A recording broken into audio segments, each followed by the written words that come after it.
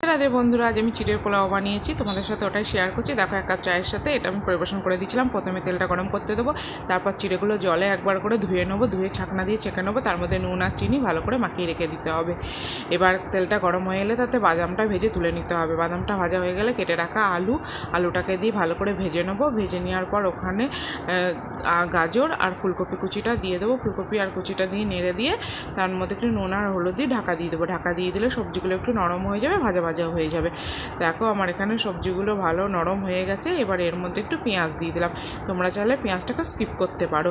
এবার তার মধ্যে একটু ভালো করে নেড়ে চেড়ে ভেজে তার মধ্যে একটু ক্যাপসিকাম দিয়ে দিলাম। ক্যাপসিকামটাও খুব ভালো করে নেড়ে চেড়ে এখানে কাজু আর কিশমিশ দিলাম। কাজু আর কিশমিশটাকে দিয়ে ভালো করে নাড়াচাড়া করে নিয়ে তাতে যে চিড়েটা আমরা রেডি করে রেখেছিলাম সেই চিড়েটা এখানে দিয়ে ভালো করে নাড়ি চাড়িয়ে নেবো। এখানে নাড়ি চাড়িয়ে হয়ে গেলে ভেজে রাখা বাদামটা দিয়ে দেবো। এইভাবে তোমরা একবার বানিয়ে দেখো, ভালো লাগলে অবশ্যই একটা লাইক করে দিও, শেয়ার করে।